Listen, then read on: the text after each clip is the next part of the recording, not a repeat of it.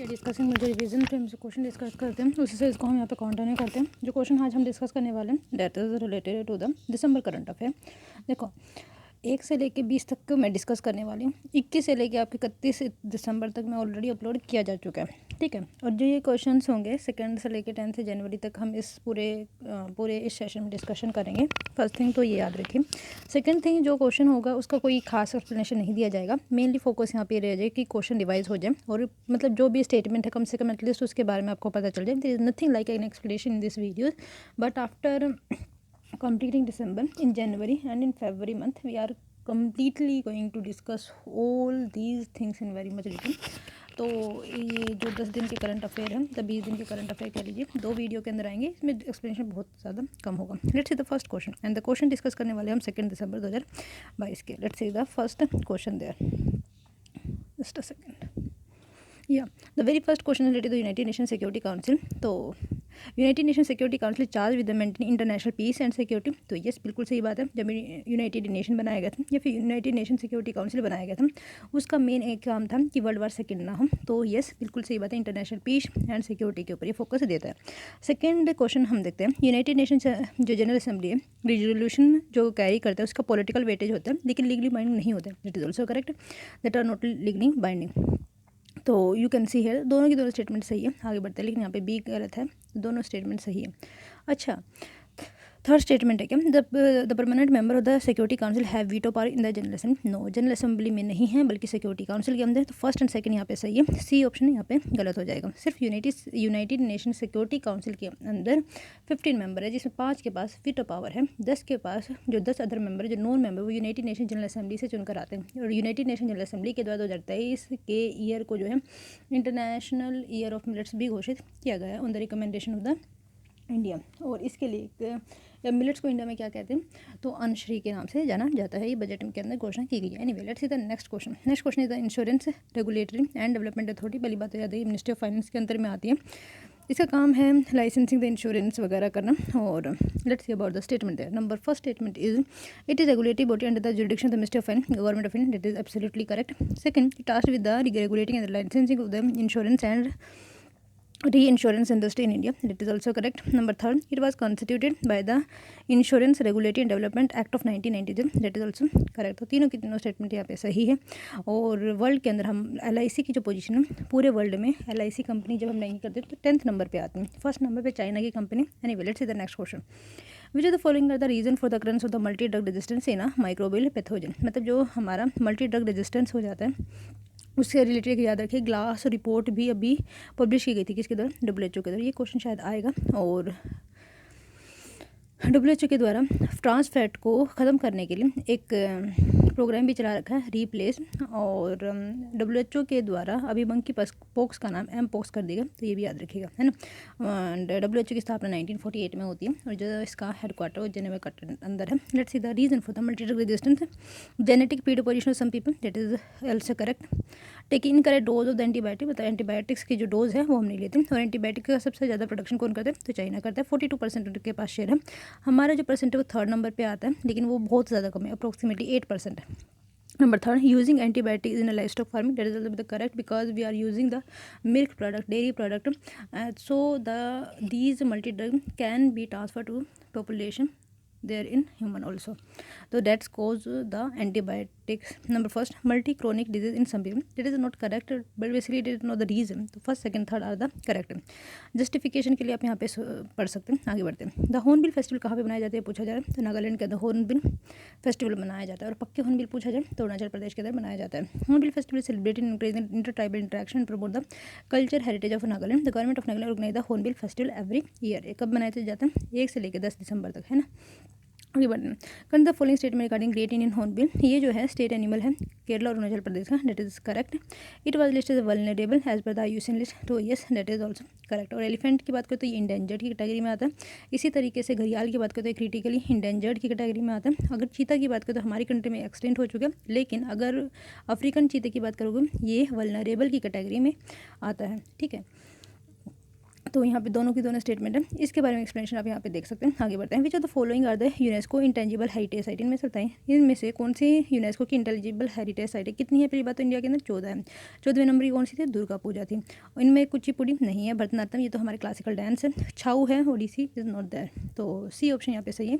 कौन कौन सी है जो यूनेस्को की world intangible culture heritage site के अंदर इंक्लूडेड है? फॉर एग्जाम्पल, अच्छा कुछ और शहर के नाम मैं बताती हूँ, तो आपको बताना है किस चीज़ के लिए फेमस है। हैदराबाद जो है अपनी गैस्ट्रोनॉमी के लिए फेमस है, और इसको जो है रिकॉग्नाइज़ किया गया है यूनेस्को के द्वारा। और म्यूज़िक के लिए पूछा जाए तो मदुरई है, ठीक है। और दो ही मुझे याद आ रहे हैं। म्यूज़िक के लिए जो है आपका फिल्म सिटी के लिए या फिर फिल्मों के लिए कह सकते हैं तो मुंबई भी है। और अगर गाने आए मतलब सॉन्ग्स आए या मूवीज़ आए तो भी आप मुंबई आंसर कर दीजिएगा, ठीक है। और क्राफ्ट के लिए आपका वाराणसी है। एनीवे, तो traditional of Vedic chanting, Ramlila, Ramman, Kutiyattam, Mudiyettu, Kalbelia dance of Rajasthan, Buddhist chanting of Ladakh, Sankirtana, rising drumming and dancing of Manipur, ठीक है। Traditional brass and copper craft utensil जो बनाए जाते थे कहाँ पे? जंडियाला, गुरु, पंजाब के अंदर। योगा, नवरोज जो त्यौहार है जो बालबन के द्वारा इंडिया के अंदर स्टार्ट किया गया था। कुंभ मेला एंड दुर्गा पूजा ऑफ कोलकाता जो अभी रिसेंटली ऐड की गई थी। आगे बढ़ते हैं। India which of the following the nodal agency या कोऑर्डिनेट करती है जो यूनेस्को के साथ, तो याद रखिएगा तो संगीत नाटक अकादमी है जो नोडल कोऑर्डिनेटिंग यूनेस्को के साथ हमारी कंट्री में कल्चर हेरिटेज से रिलेटेड जो कोऑर्डिनेट करती है। कौन है? संगीत नाटक अकादमी, जिसका स्थापना 1954 में होता है। उसका काम क्या है? बेसिकली हमारी कंट्री के जो म्यूज़िक है, ट्रेडिशन है, लैंग्वेज है, उसको प्रिजर्व करना। दी की यात्रा एक इनिशिएटिव किसका? तो मिनिस्ट्री ऑफ सिविल एविएशन का ये एक इनिशिएटिव, ये वॉलंटरी एक इनिशिएटिव है जहाँ पे आप अपनी डिटेल प्रोवाइड करते हैं, जिसकी वजह से आपको ज़्यादा कागज़ वगैरह दिखाने की जरूरत नहीं पड़ी जब आप एयरपोर्ट वगैरह के लिए जाते हैं। तो ये initiative ministry of civil aviation का डी ऑप्शन यहाँ पे से, इसके बारे में आप पढ़ सकते हैं। आगे बढ़ते हैं। प्रधानमंत्री आवास योजना के बारे में अर्बन 2015 के अंदर स्टार्ट होती है, और इसका काम था कि जो स्लम वहाँ पे पाए जाते हैं इन सिटू रिहेबिलिटेशन करना, और ये ministry of housing and urban affair के अंडर में आते हैं। Let's see the first statement they.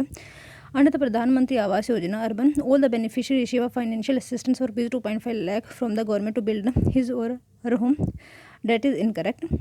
According to the scheme guideline the beneficiary family should not have, मतलब उसके पास कच्चा पक्का हाउस नहीं होना चाहिए। It is mandatory for the state government ensure date जो भी स्कीम के अंदर हाउस बनाए जाएंगे उसको जियो टैग या प्रोवाइड किया जाएगा पीपल को, तो उसको जियो टैग किया जाएगा। That is correct and is the responsibility given to the state government, right. आगे बढ़ते हैं, बाकी इसके बारे में आप देख सकते हैं। आगे बढ़ते हैं। नेक्स्ट क्वेश्चन, अग्नि वॉरियर एक बायलैटरल एक्सरसाइज है किस किस के बीच में? तो सिंगापुर एंड इंडिया के बीच में जो अग्नि वॉरियर है। और वीर गार्जन हमने किसके साथ किया? जापान के साथ। संप्रति बंगो सागर हम बांग्लादेश के साथ करते हैं, और नेपाल के साथ हम सूर्य किरण करते हैं। आगे बढ़ते हैं। अब बात करते हैं रिविजन थर्म्स क्वेश्चन 3 दिसंबर 2022। Let's see the first question. New energy outlook report जो है किसके द्वारा पब्लिश की जाती है? तो याद रखिए ये जो है ब्लूमबर्ग के द्वारा पब्लिश की जाती है, तो डी ऑप्शन यहाँ पे सही हो जाएगा। Next is the Baru Phukam was a poet, post equivalent of Governor General created in Hongo Kingdom. No. How you can say that? बारू भूखम एक पोस्ट होती है जो गवर्नर जनरल के अंदर के इक्विवेलेंट होती है अहोम किंगडम के अंदर। ये हम 13th सेंचुरी की बेसिकली बात करें। The battle of the Sarai Ghat लड़ी गई थी मुगल्स के बीच में और Ahom kingdom. That is also correct. कहाँ पे? ब्रह्मपुत्र रिवर के अंदर। तो दोनों की दोनों स्टेटमेंट यहाँ पे सेम, ताकि आप यहाँ पे पढ़ सकते हैं। Let's see the next question. Sattra of Assam, Sattriya जो आपका डांस है उससे पूछा जा रहा है, बेसिकली उसके रिलेटेड फैक्ट है। First statement, Satra are monastic institution created as part of the 16th century, मतलब ये न्यू वैष्णवाइट मूवमेंट से रिलेटेड है। Yes. During the Ahom reign, most of the Satara across Assam were destroyed. It is incorrect because it is preserved during that point of time. And number 3, these Tara was established as center of religious, social and cultural institution. That is correct. तो first and third यहाँ पे सही है। आगे बढ़ते हैं। MG NREGA के बारे में। MG नरेगा की पहली बात मिनिस्ट्री ऑफ रूरल डेवलपमेंट के अंदर आती है। उनकी स्किल को अपग्रेड करने के लिए अभी एक प्रोग्राम को लॉन्च किया गया था, उसका नाम था उन्नति। किसके द्वारा? तो मिनिस्ट्री ऑफ रूरल डेवलपमेंट के द्वारा। इसमें क्या होता है कि 100 डेज़ को आपको इंश्योर्ड वर्क दिया जाता है। अगर जिस दिन से आपने अप्लाई किया है 15 दिन तक, अगर आप 15 दिन तक के अंदर आपको काम नहीं मिलता है तो उसको आपको अनएम्प्लॉयमेंट भत्ता दिया जाएगा।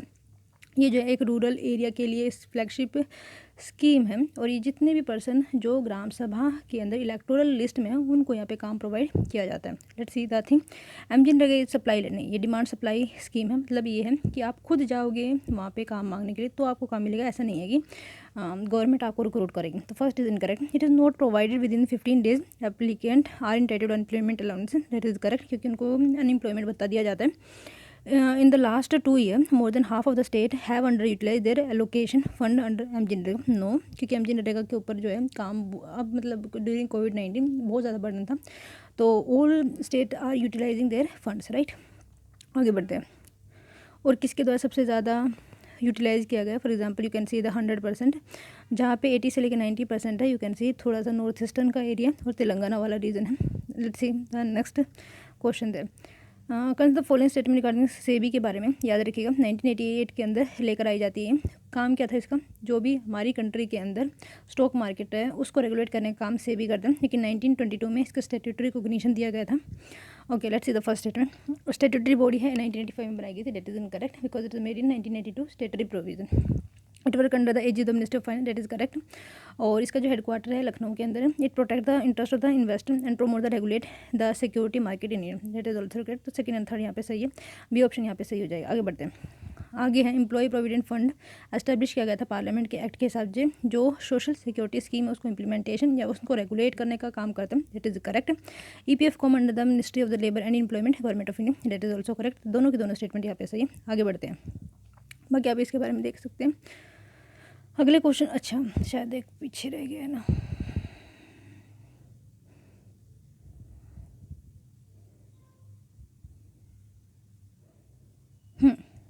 नेक्स्ट क्वेश्चन पे चलते हैं. In which of the following state Kanger valley national park located. तो याद देखिए छत्तीसगढ़ के अंदर. लास्ट जो चीज़ था हमारी कंट्री से विलुप्त हुआ था वो यहीं से हुआ था, छत्तीसगढ़ से.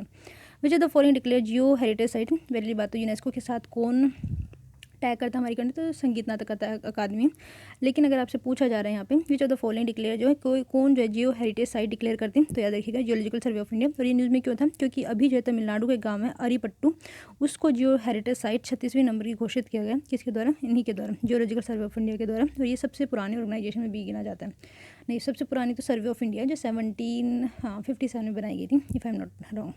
And which of the following are correct. It purpose is promote entrepreneurship among the SC and women empowerment. Stand up India scheme के बारे में बात की जाए. That is correct. It provide for re financing through SIDBI. That is also correct. दोनों statement यहाँ पे सही है. आगे बढ़ते हैं. F accord the status of globally importance agriculture heritage system. इसका मेन काम होता है कि जो भी हमारे ट्रेडिशनल प्रैक्टिसेज हैं जो एग्रीकल्चर से रिलेट करती है उसको प्रिजर्व करना, उसको प्रमोट करना, उसको और ज़्यादा बढ़ावा देना है ना. तो बी ऑप्शन यहाँ पे सही हो जाएगा. सिर्फ सेकंड यहाँ पे सही है, तो बी ऑप्शन. बाकी आप इसके बारे में पढ़ सकते हैं. ये एफ मतलब फूड एंड एग्रीकल्चर ऑर्गेनाइजेशन का एक इनिशिएटिव है जो हमारी ट्रेडिशनल प्रैक्टिस उसको बचाने का काम करता है. एफ की बात करें 1946 में इसकी स्थापना होती है 16 अक्टूबर को. और इसका हेडक्वार्टर कहाँ पे है? रोम इटली के अंदर है. आगे बढ़ते हैं. आगे हम जो डिस्कस करने वाले रिवीजन थ्योरम से क्वेश्चन 5 दिसंबर 2022. Let us see the first question. The fiscal responsibility budget management FRBI act जो एनके सिंह की कमेटी की अध्यक्षता के अंदर बनाया गया था. इसमें बेसिकली फिस्कल डेफिसिट कितना रहने वाला है, कितना डेट हो सकता है स्टेट का सेंटर को, उसके बारे में बताएगा. देखो फिस्कल डेफिसिट के द्वारा बताया गया था कि 3.4% होना चाहिए. सेकंड के द्वारा बताया जो डेट लिया जाता है सेंटर का 40% होना चाहिए और स्टेट का 20% होना चाहिए. लेकिन ये जो मात्रा है 49 है और 20 होके ना 29 है. तो इस तरीके से पूरा प्रोपोर्शन रहता है. Let's see. FRBM act committee report has recommended to debt to GDP ratio 60% होना चाहिए. दोनों को मिलाकर. That is correct. In general combined by 2023 comprise 40% of central government and 20% state government. That is absolutely correct. तो first statement जो है बिल्कुल सही है. सेकंड देखते हैं. The central government has domesticate liabilities of 21%. No, that is approximately 41%, right. That is incorrect. और जो स्टेट सेंटर है उसका 49% है और जो स्टेट है उसका 21% है. ठीक है, स्टेट का 21% है और सेंटर का 49% है. और आर्टिकल 293 इस चीज़ को गवर्न करते हैं कि जो स्टेट गवर्नमेंट है without permission of the central government cannot debt डेट मतलब नॉट टेक लोन और debt from the international institution as per article 293 clause 2 of the Indian constitution. As per the constitution of India is mandatory of the state to take the central government permission for raising the loan. That is correct. तो see यहाँ पे सही, first and third यहाँ पे सही हो जाएगा. Article 293 आप यहाँ पे देख सकते हैं. आगे बढ़ते हैं.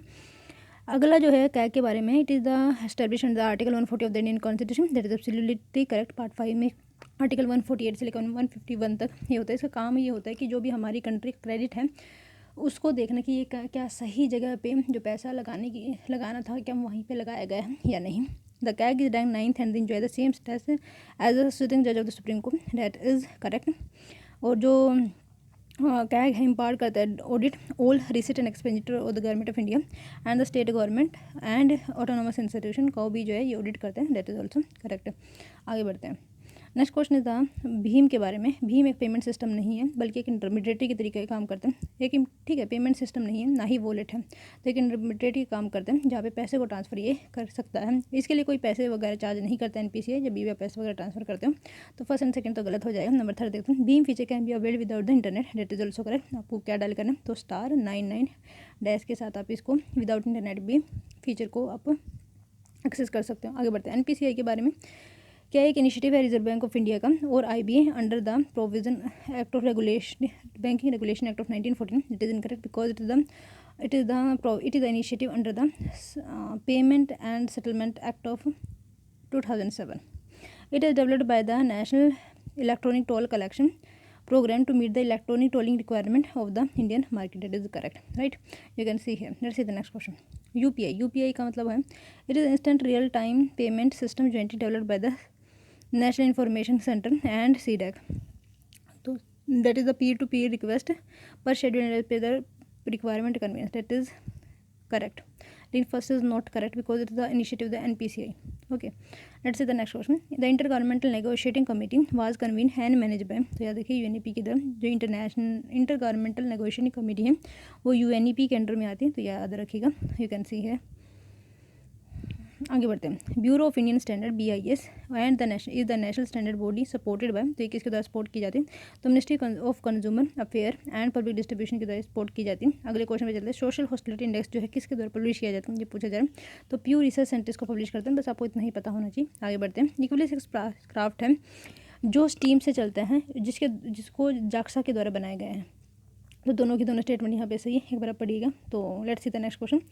जो एशियाटिक चीता है वो क्लासिफाइड किया गया है critically endangered as per the IUCN red list. Yes बिल्कुल सही बात है। और एशियाटिक चीता थोड़ा छोटा होते हैं। एशियाटिक चीते के ऊपर जो मतलब पहचान होती है चीते की, तो उसके ऊपर ब्लैक स्पॉट से लगे होते हैं। और जो एशियाटिक चीता होता है उसकी आंखें लाल होती हैं और येलो कलर के ऊपर ब्लैक के स्पॉट होते हैं। एशियाट अफ्रीकन चीता जो है बिगर होता है साइज के कंपेयर टू एशियाटिक चीते। That is correct and it is the vulnerable category में ही आता है। तो दोनों की दोनों स्टेटमेंट सही है।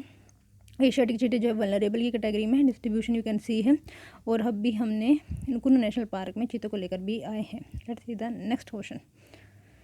ओके, रिवीजन थ्रम्सी क्वेश्चन 6 दिसंबर 2022 को हम यहाँ पर डिस्कस करें। फर्स्ट क्वेश्चन, पंच तीर्थ जो है रिलेटेड है भीमराव अम्बेडकर से। क्या क्या है इनके बारे में। फॉर एग्जाम्पल जन्मभूमि जो है अम्बेडकर प्लेस, डेट इज से। शिक्षा भूमि जो है लंदन हुआ करता है। दीक्षा भूमि जो है नागपुर था। चैत्य भूमि जो है अम्बेडकर का क्रिमेशन जहाँ पे हुआ उसको चैत्य भूमि कहा जाता है। महापरिवार जहाँ पे अम्बेडकर जी का देहांत हुआ था। तो first second third are right, fourth and fifth are wrong because they are approximately, ये सही है। आगे बढ़ते हैं। With reference to religious history of India consider the following statement regarding the Bodhi या Buddhism. The concept of Bodhisattva is central to the Hinian. No, it is the Mahayana Buddhism. The first statement is incorrect. Bodhisattva is the compassionate one. मतलब बोधिसत्व ये concept होता है जहाँ पे enlightenment करने की कोशिश की जाती है। That is correct. Number 3, Bodhisattva delay achieving his own salvation and help other people so that they can get achieve the salvation और द निर्वाण, यू कैन से। तो बी ऑप्शन यहाँ पे सही है। बाकी आप इसके बारे में यहाँ पे पढ़ सकते हैं। आगे बढ़ते हैं। ग्लोबल वेज रिपोर्ट किसके द्वारा पब्लिश की जाती है, तो ILO के द्वारा इसको पब्लिश किया जाता है। तो सी ऑप्शन यहाँ पे सही हो जाएगा। आगे बढ़ते हैं। आगे हाँ एक बार इसको देख लेना। आने में consider the following statement regarding United nation convention of biological diversity. तो ये 1992 के रियो डी जेनेरियो के अंदर जो मीटिंग हुई थी उसके साथ निकल कर आया था। क्या क्या था, तो CBD मतलब convention of biological diversity, united nation framework for climate change, UNFCCC जिसके अंदर Kyoto protocol and Kigali agreement sign किया जाता है। और एक था UNCCD जिसको हम डेजर्टिफिकेशन को कम करना मतलब हमारा मेन एम था। Anyway it is the legally binding treaty, that is correct है। It is the comes under the UNEP, तो ये भी सही है। और ये जो है CBD का सेक्रेटरी मॉन्ट्रियल कनाडा के अंदर लोकेटेड है। तो तीनों की तीनों स्टेटमेंट सही है, कि आप यहाँ पे देख सकते हैं। आगे बढ़ते हैं। Cartagena protocol biosafety, it is the and the Nagoya protocol, ये CBD कन्वेंशन बायोलॉजिकल डाइवर्सिटी के अंदर नहीं आता है। ये मैं कई बार आपको रिवाइज करवा चुके हैं, तो मुझे नहीं लगता इसमें ज़्यादा आपको प्रॉब्लम होनी चाहिए।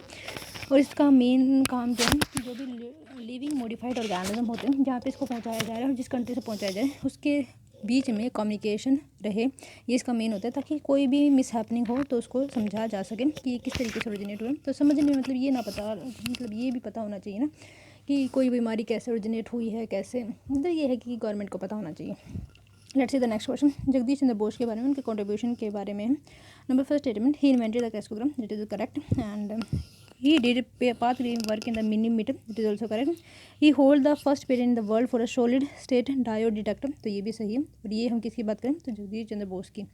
तीनों की तीनों स्टेटमेंट सही है। आगे बढ़ते हैं। Which of the following Indian constitution give every person to the right to the freedom of the conscience and the right to freely profess, तो ये आर्टिकल 1925 हमें बताता है क्या, ये रिलीजन से रिलेटेड है।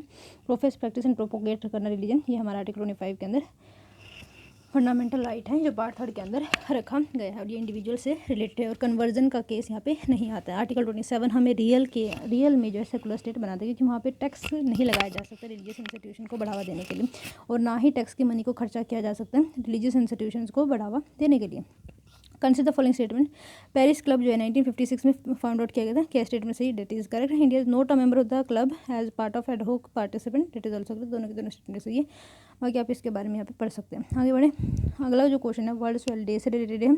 ये ऑब्जर्व किया जाता है 5 दिसंबर को हर ईयर, बिल्कुल सही बात है। और जो सोइल की स्टडी है उसको इडेफोलॉजी भी कहा जाता है और पेडोलॉजी भी कहा जाता है, तो नाम है। The world resource institute design December 5, 2014 has the first official soil day, तो ये इनकरेक्ट है बिकॉज वर्ल्ड सोइल डे जो है 5 दिसंबर को हम बनाते हैं to highlight the value of the healthy soil and promote the sustainable development of soil resources. United nation designate करता है 5 दिसंबर 2014 द फर्स्ट ऑफिशियल डे, तो हम ये कह सकते हैं यूनाइटेड नेशन के द्वारा इसको डेजिग्नेट किया गया। Let's see the next question, revision thumbs question of the 7 December 2022। First question पे चलते हैं। जुवेनाइल जस्टिस एक्ट एक इंस्टीट्यूशनल बॉडी है जो जुवेनाइल जस्टिस एक्ट के 2015 के हिसाब से बनाई जाती है, जो ministry of women child development के अंडर में आता है, डेट इज करेक्ट। ये जो है एक से ज़्यादा जुवेनाइल बोर्ड बनाए जा सकते हैं हर एक डिस्ट्रिक्ट के अंदर, तो स्टेट के अंदर नहीं बल्कि डिस्ट्रिक्ट के अंदर इसको बनाना पड़ता है, तो डेट सेकंड इनकरेक्ट, तो फर्स्ट स्टेटमेंट यहाँ पे सही। आगे बढ़ते हैं।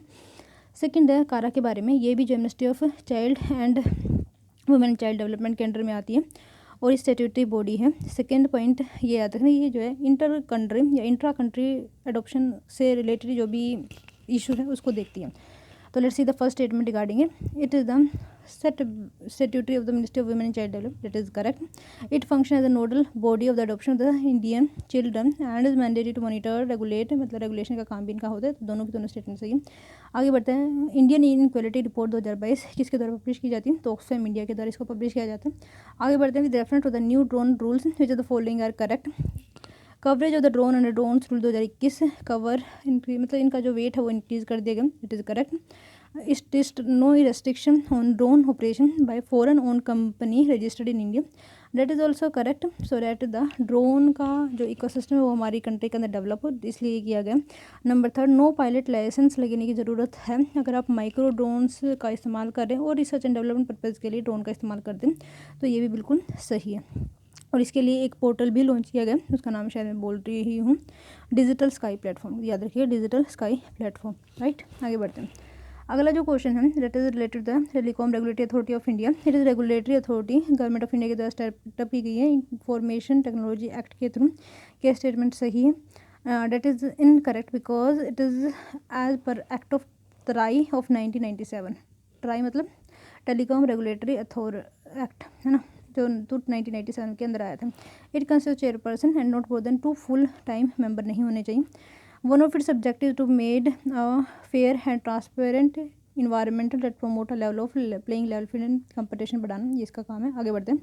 किसके द्वारा जो पॉवर्टी लाइन बताई गई थी जो सिर्फ और सिर्फ न्यूट्रिशनल रिक्वायरमेंट के ऊपर बेस हुआ करती थी, तो अलग कमेटी हो जाएगा। लगने वाले कमेटी के द्वारा भी जो है कुछ ऑब्जेक्ट और कैलोरी रिक्वायरमेंट के बारे में बात किया था। तेंदुलकर कमेटी के द्वारा जो है सेट ऑफ गुड्स इसके हिसाब से 21.6% of the Indian population are under BPL. Rangarajan के हिसाब से 28% हुआ करती थी, तो ये भी जो है पॉवर्टी से मेजरमेंट से रिलेटेड करते हैं। आगे बढ़ते हैं। Which of the following statement the black soil जो है रिटेन करती है moisture for a long period time, that is good and that is correct. And इस ब्लैक सॉइल के अंदर हम शुगर केन और ग्राउंड नट और कॉटन उगा सकते हैं। ब्लैक सॉइल जो है इंपॉर्टेंट होती है प्लांटेशन क्रॉप के लिए, that is incorrect because is good lateritic soil which are good for the plantation crop. और याद रखिएगा रेड सॉइल के अंदर ही जो है रेड सेंडर उगता है, रेड सेंडर जो इंडेंजर्ड की कैटेगरी में आता है, राइट। ये न्यूज़ में था इस वजह से हम बता रहे हैं। Let's see the next question. Black soil is important for growing whole crops of cotton and sugarcane, तो आप यहाँ पे एक बार देख सकते हैं। आगे बढ़ते हैं। ओपन AI चैट GPT बहुत ज़्यादा न्यूज़ में, तो आपको बताने क्या है, बेसिकली एक चैट बोट है जो आपके जो आर्टिफिशियल इंटेलिजेंस के ऊपर एक चैट बोट है जो आपको सोल्यूशन वगैरह प्रोवाइड करता है। आगे बढ़ते हैं। Next question, which one of the following the best description of Sindhuja first, that is nothing but a technique develop by the IIT Madras, where the ocean की जो एनर्जी है उसको हम एग्जॉस्ट मतलब उसको हम यूज़ कर सकते हैं। तो that is nothing but Sindhuja is the device that used to consist the floating buoy spare and electric module. और ये एक टेक्नोलॉजी है जो IIT मद्रास के द्वारा डेवलप की गई है। Have invented N ocean wave energy converter, जो ओशन वेव है उसकी एनर्जी को कन्वर्ट करने का ये काम करता है। इससे जो है हम जनरेट कर सकते हैं electricity. So let's see the next question, arrange the following in ascending order the biomass productivity as per the square per requirement. सबसे पहले तो याद रखें सबसे ज़्यादा जो आपकी बायोमास प्रोडक्टिविटी है स्वैम्प्स एंड मार्शेस के अंदर है, और ये जो किडनी भी बोला जाता है, वेटलैंड की ही एक पार्ट हो जाता है, और ये अर्थ की किडनी बोला जाता है। Next the tropical rain forest, second third number पे कोरल रीफ। कोरल रीफ से एक बीमारी भी याद रखें, yellow band disease. Algal bed से चौथे नंबर पे, पाँचवें नंबर पे रिवर एस्चुरीज, नंबर छठे नंबर पे टेम्परेट फॉरेस्ट, एंड सातवें number cultivated land. Next tundra, open sea and desert. तो डेजर्ट की सबसे कम होती है। But is an ecosystem, it is an ecosystem where the biotic and abiotic component of the environment are interacting, right. आगे बढ़ते हैं। अगले जो है RTM रिवीजन थ्योरम से क्वेश्चन फ्रॉम 8 दिसंबर 2022 के हम यहाँ पे डिस्कस करने वाले। Let's see the first statement. First statement है इलेक्शन कमीशन ऑफ इंडिया, क्या ये जो रिटर्निंग ऑफिसर और असिस्टेंट रिटर्निंग ऑफिसर को अपॉइंट करते हैं किसी कॉन्स्टिट्यूंसी के लिए, दैट इज एब्सोल्युटली करेक्ट। और जो रिटर्निंग ऑफिसर होते हैं, जो भी नॉमिनेशन पेपर होता है किसी भी MP MLA या फिर जो भी वहाँ पे कैंडिडेट खड़ा है, तो वो किसको देते हैं, तो RO को देते हैं, और ये डायरेक्टली अपॉइंट करता है कौन, chief election commissioner, right. The election commission can be designated और नॉमिनेटेड द सेम मतलब ये है कि एक से ज़्यादा कॉन्स्टिट्यूंसी के लिए एक से ज़्यादा जो जो है रिटर्निंग ऑफिसर हो सकते हैं, करेक्ट। दोनों की दोनों स्टेटमेंट यहाँ पे सही है। आगे बढ़ते हैं। और जनरली ये DM और SDM ही होते हैं किसी एरिया के कॉन्स्टिट्यूंसी के RO। Let's see the next question. Chief justice of India and the जज of the supreme court are appointed by the president of India, that is absolutely correct. Chief justice of India and जज of the supreme court appoint किया जाता है president के द्वारा as per article 124 of the Indian constitution.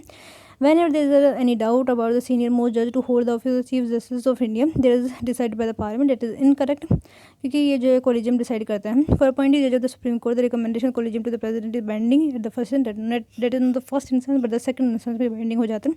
बाकी इसके बारे में आप पढ़ सकते हैं। आगे बढ़ते हैं। Which of the following reference to the impeachment of the high court जजेस। तो हाई कोर्ट के जज के बारे में यहाँ पे पूछा जा रहा है। The procedure for the impeachment of the जज of the high Court is same as that of the supreme Court, that is correct.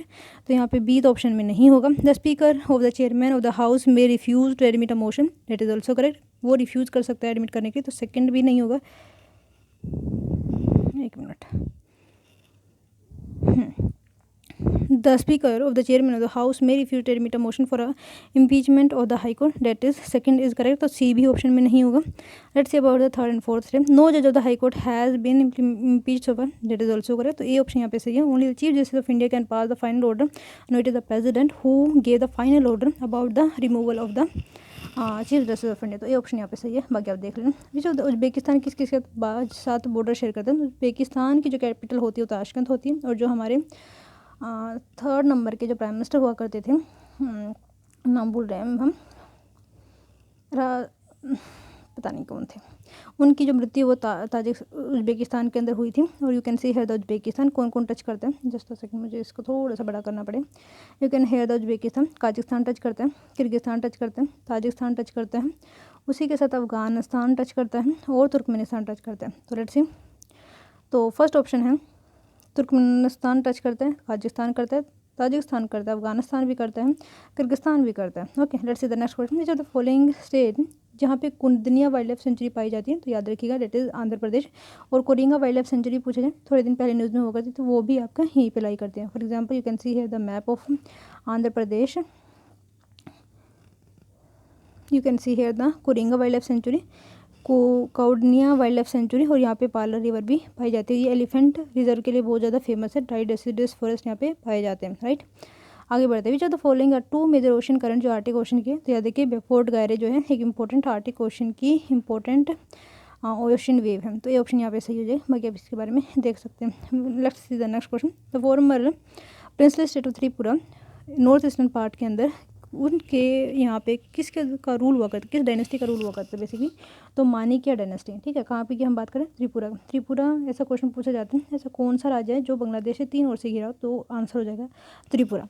Tripura के अंदर जो है ब्रू, रियांग एंड जमातियाज जो है ये ट्राइब पाई जाती है। यहाँ पे मनाकिया डायनेस्टी के द्वारा रूल किया गया, कब, तो 13th सेंचुरी के आसपास। Okay, let's see the next question. Next question is about the net meeting. Sometime news में रहता है, ये किससे रिलेटेड है? The production use of solar energy in the house hold consumer, तो उससे रिलेटेड है आपका net meeting. Doctors without boredom एक न्यूज़ में रहता है, ये क्या है बेसिकली? ये प्रेस फ्रीडम इंडेक्स को रिलीज़ करता है और ये एक NGO टाइप से है, इंटरनेशनल फोरम के। तो बी ऑप्शन यहाँ पे सही हो जाएगा। और याद रखिएगा क्लाइमेट चेंज परफॉर्मेंस इंडेक्स, जिसमें इंडिया की रैंक 8th है, डेनमार्क जो है उसमें टॉप करता है और जर्मन वॉच के द्वारा इसको निकाला जाता है, ये याद रखें। Base erosion and profit shifting sometime news में रहता है, किस रिलेटेड? तो कर्बिंग द टैक्स रिविजन से ये रिलेट करता है। And RTM division through MCQ question जो हम डिस्कस करने हैं 9 दिसंबर 2022 ये डिस्कस करने वाले। Let's see the first question. The 97th constitutional amendment act give a constitution status and protection to the cooperative society, that is correct. And cooperative society के बारे में जो है article 9B, article 43B of the Indian constitution and article 19 clause C of the Indian constitution cooperative के बारे में mention करते हैं। 97th कॉन्स्टिट्यूशनल अमेंडमेंट 2011 के अंदर होते हैं। ये जो है प्रमोट एंड प्रोटेक्ट करने की बात करते हैं कोऑपरेटिव सोसाइटी। कोऑपरेटिव सोसाइटी जो है स्टेट गवर्नमेंट का पार्ट है या फिर लिस्ट 2nd का पार्ट बनाता है as per the 7th schedule of the Indian constitution. The right to form a cooperative society is a fundamental right, that is correct, including new DSP, TPSP, cooperative, that is correct। तो तीनों की तीनों statement यहाँ पे सही है। आगे बढ़ते हैं। एनर्जी एफिशिएंसी ब्यूरो के बारे में क्वेश्चन पूछा जाए, मिनिस्ट्री ऑफ पावर के अंडर में, that is correct. And the state star labelling programme जो है फॉर्मुलेट किया गया bureau of energy efficiency under the energy conservation act of 2001, that is also correct. दोनों की दोनों स्टेटमेंट यहाँ पे सही। आगे बढ़ते हैं। अगला जो स्टेटमेंट है that is related the OECD, international energy agency. तो first statement, it is autonomous inter governmental organisation establish की गई थी 1974 में पेरिस के अंदर, फ्रांस में। It is mainly focus on the enhance policies which regulate economic development, energy security and environmental protection, that is also correct. A candidate country to the IEA must be member of the OECD, that is also correct. तीनों की तीनों statement यहाँ पे सही। Candidate country to EA must be member of the OECD एक autonomous inter governmental organisation जो 1974 के अंदर एस्टेब्लिश किया गया था। It mainly focus on this energy policy which include economic development, energy security and environmental protection. ठीक है, let's see the next question. If a particular plant species जो है 6th शेड्यूल के अंदर रख दिया जाता है तो लाइसेंस रिक्वायरमेंट ज़रूरी हो जाता है उसको उगाने के लिए और उसके ऊपर रिसर्च करने के लिए। लेकिन ये लाइसेंस कहाँ पे लिया जाता है? उसको अथोराइज करते हैं स्टेट गवर्नमेंट, किसी भी ऑफिसर को जहाँ से हम इसके लिए परमिशन ले सकते हैं, या फिर चीफ वार्डन ऑफिसर जो होते हैं, जो वाइल्ड लाइफ प्रोटेक्शन एक्ट 2006 के अंदर जो अमेंडमेंट करने के बाद बनाया गया था, तो उसके हिसाब से इसको गवर्न किया जाता है। According to the wildlife protection of 1972 which of the following animals can not be hunted by the person, तो घड़ियाल, इंडियन वाइल्ड लाइफ। तो तीनों की तीनों स्टेटमेंट यहाँ पे सही है। तो तीनों की तीनों स्टेटमेंट डी ऑप्शन यहाँ पे सही हो जाएगा। विच of the following is the only animal in wild life protection act of 1972 schedule 1 that can still owned legally by means of inheritance of gift. मतलब ये है, मान लीजिए आप उस एनिमल का गिफ्ट देते हैं, that is permitted as per the wildlife protection act of 1972, that is elephant, right. तो ये हमारी कंट्री का हेरिटेज भी है और ये सिंबल भी हुआ करता था कॉन्स्टिट्यूएंट असेंबली का, कौन? एलिफेंट। और इंटरनेशनल लेवल पे हमारी जो GDP है कि वो इतनी ह्यूमंगस है, उसको रिप्रेजेंट किया जाता है एलिफेंट से। और एलिफेंट जो है इनहेरिटेंस माना जाता है, इनहेरिटेंस माना जाता है किसका? मैमोथ का, ठीक है, ये आपने सुना होगा। Let's see the next question. Ad hoc जज के बारे में पूछा जा रहा है। विच of the following are correct? The ad hoc जज is appointed should be qualified for the appointment जज of the supreme Court, that is correct. The president can appoint जज of the high court as an ad hoc जज of the supreme court for the temporary period, that is incorrect. तो first नहीं correct है, second सही है। Ad hoc जज जो है जहाँ पे कोरम की कमी होती है तो जो chief justice of India appoint कर सकते हैं हाई कोर्ट के जज को एज एन एडहॉक जज of the supreme court for a temporary period. तो यहाँ पे पावर जो है CJ मतलब चीफ जस्टिस ऑफ इंडिया को दी गई है। Let's see about the 8th question. With reference to the International Union for Conservation of Nature and Natural Resources and the convention, मतलब साइट्स के बारे में हम यहाँ पे डिस्कस करने, विच of the following is correct? IUCN एक ऑर्गन है यूनाइटेड नेशन का एंड साइट जो इंटर गवर्नमेंटल एग्रीमेंट है between the state, that is incorrect because IUCN जो बहुत सारी गवर्नमेंट का मिक्सचर है 1948 में बनाया गया था और ये फर्स्ट ऑर्गेनाइजेशन थी जो इन्वायरमेंटल के ऊपर फोकस करती थी। IUCN की ही मीटिंग हो रही थी 1963 के अंदर जब साइट्स को बनाया गया था। ये काम क्या करता है? फ्लोरा एंड फोना का जो इंटरनेशनल पे ट्रेड होता है तो जो स्पीसीज़ खतरे में है, एक्सटेंट है, उसको बचाने का काम है। तो डेट इज़ करेक्ट। IUCN जो है अपनी लिस्ट के लिए जाना जाता है, जो थ्रेट लिस्ट आती है, रेड लिस्ट भी जिसको बोलते हैं, उसके लिए इसको जाना जाता है। सेकेंड तो first statement is absolutely incorrect. IUCN run thousands of field projects around the world to better manage and natural environment, that is correct. Side जो लीगली बाइंडिंग है, लेकिन ये नेशनल लॉ को नहीं लेता है अगर इसको इम्प्लीमेंट करना है, डेट इज़ ऑल्सो करेक्ट। बाकी आप इसके बारे में पढ़ सकते हैं। आगे बढ़ते हैं। 9th question, that is related to the convention on migratory species of wild animal. तो पहली statement, it is known as the Washington convention. No, it is known, मतलब जो रामसर कन्वेंशन को वाशिंगटन कन्वेंशन के नाम से जानते हैं, तो ये गलत है। सेकेंड देखते हैं, it was sign under the species of the international union for conservation, IUCN के द्वारा इसको साइन किया गया, डेट इज़ करेक्ट। जो it is the only global convention है जो कंजर्वेशन ऑफ माइग्रेटरी स्पीसीज़ के द्वारा साइन की गई है, डेट इज़ ऑल्सो करेक्ट। तो second statement is incorrect because is the UNEP जिसके द्वारा इसको सबसे पहले इस्टेब्लिश किया गया था 1979। इसका जो सेक्रेटेरिएट है वो जर्मनी के अंदर में है। With reference to the Brahmaputra consider the following statement, it originate in the Rakshastal निर्माण सरोवर। No, because it the Brahmaputra Rakshastal से जो सतलज नदी का ओरिजिन होता है, तो statement is absolutely wrong. Second देखते हैं, it enters India west of Sadiya district of Arunachal Pradesh, that is correct, क्योंकि सादिया डिस्ट्रिक्ट से ही हमारी कंट्री के अंदर एंटर करती है, उसका नाम दिबांग पड़ जाता है उस वक्त। रिवर रोहित जो है Arunachal Pradesh origin, no, it is originate in Tibet and tributary of Brahmaputra, that is correct. ठीक है, तो फर्स्ट सेकंड स्टेटमेंट यहाँ पे सही है, बाकी आप यहाँ पे देख सकते हैं। रिवीजन टू MCQ क्वेश्चन जो हम 10 दिसंबर 2022 के डिस्कस करने वाले हैं। ओके, सफ़र के बारे में पूछा जा रहा है, कल भी शायद मैंने बताया था। सफ़र एक इनिशिएटिव है जो आपका मिनिस्ट्री ऑफ अर्थ साइंस के अंडर में आता है। बेसिकली ये जो है एयर क्वालिटी मैनेज करने के लिए लॉन्च की गई मिनिस्ट्री ऑफ अर्थ साइंस के द्वारा, right. You can see here about the somewhat of detail. ILO के बारे में पूछा जा रहा है। It was found in 1999 as under the league of nation, it is absolutely correct. और लीग ऑफ नेशन किसके द्वारा बनाया गया था? TTO वर्साइल के द्वारा। It is the first and the oldest specialised agency of united nation. You can say that it is the headquarter जो general Switzerland के अंदर है, बिल्कुल ये सही बात है। और लेबर से रिलेटेड जितने भी इंडेक्स वगैरह होते हैं तो वो ILO ही पब्लिश करता है।